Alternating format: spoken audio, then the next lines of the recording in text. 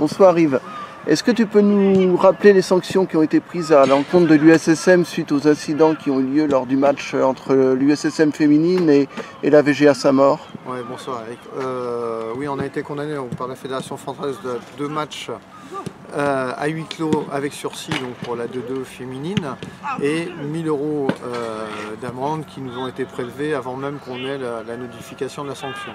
Est-ce qu'on a pu identifier les auteurs de ces paroles? Alors, déjà, on a été sanctionné parce que on a des gens dans les tribunes qui ont tenu des propos inadmissibles à l'encontre de l'arbitre, qu'on n'accepte pas du tout. Ces gens-là n'ont pas été identifiés, et d'ailleurs, moi j'étais au match, je ne les ai pas entendus, enfin très peu de gens les ont entendus, mais bon, on ne conteste pas du tout le fait que ces propos-là aient pu être tenus, et surtout, on considère qu'ils sont totalement inadmissibles.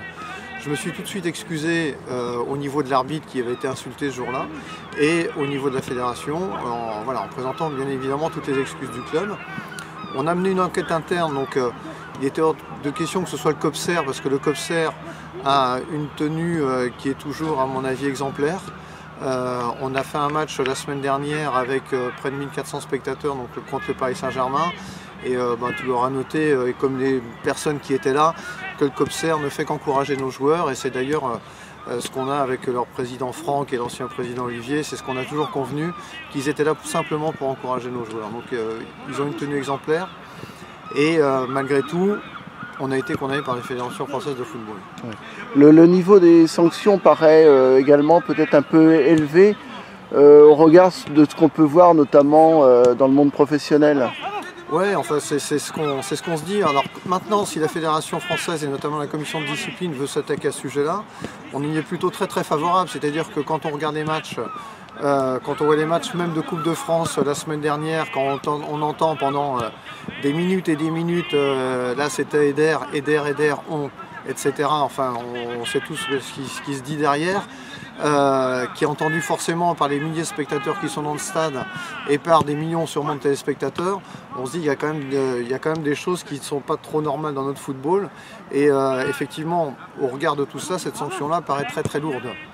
Au sein du conseil d'administration, ça a suscité plusieurs réflexions.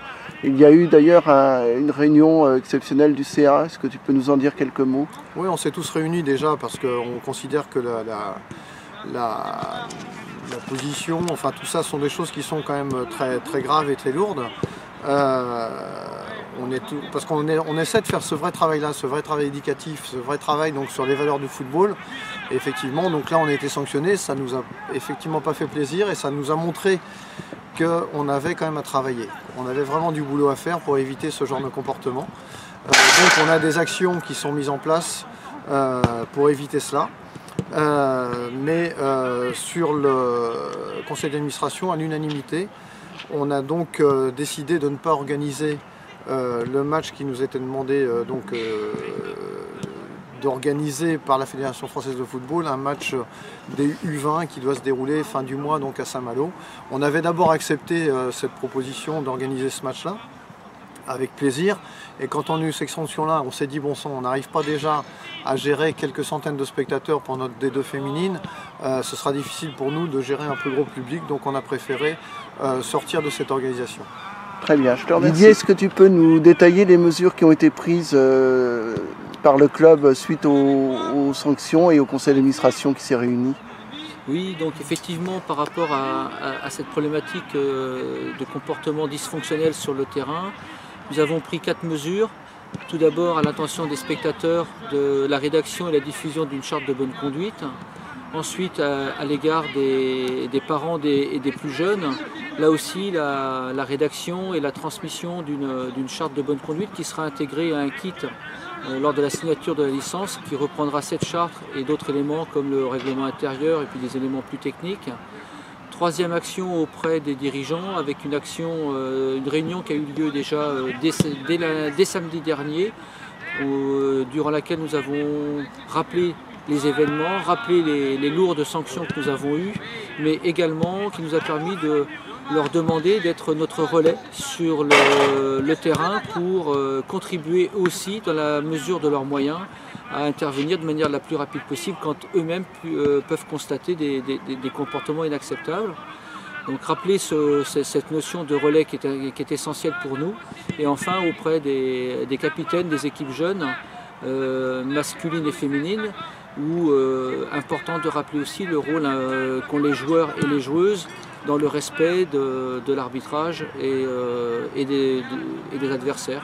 Donc voilà les 4 actions qui ont été menées et qui vont être mises en place pour les mois et les saisons à venir.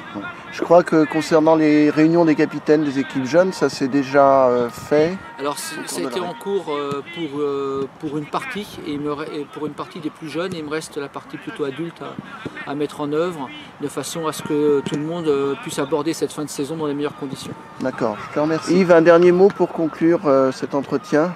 Ouais, donc bon, déjà c'est des choses un petit peu et assez graves là autour du club. Je vais revenir un petit peu, on n'a pas fait appel de la décision pour 2 raisons, parce qu'on pense qu'effectivement ces propos-là ont pu être tenus. On a toujours des imbéciles qui peuvent traîner dans les tribunes. Et puis je suis allé 2 ou 3 fois en appel face à une commission qui... on ne sait pas déjà pourquoi on va en appel, parce qu'on n'est absolument pas entendu. Je suis allé notamment en appel sur le groupement féminin ici à Saint-Malo. On nous a retiré 3 points derrière, alors que nous on était plutôt favorables et on défendait vraiment le groupement pour essayer d'amener un petit peu d'unité dans nos clubs malouins. Et derrière on a malgré tout été sanctionné, pas entendu. On arrive, on est quasiment pris pour des délinquants. Donc voilà, aller en commission d'appel pour nous aujourd'hui, ça ne nous intéresse pas forcément. Surtout que ça ne sert pas à grand chose. Et aujourd'hui, donc nos 500 licenciés et bénévoles sont solidaires du club sur notre position-là, notamment de ne pas aider à la préparation du match donc international des U20 qui aura lieu fin mars. D'accord, très bien. Je te remercie. Merci Eric, salut, bonne soirée.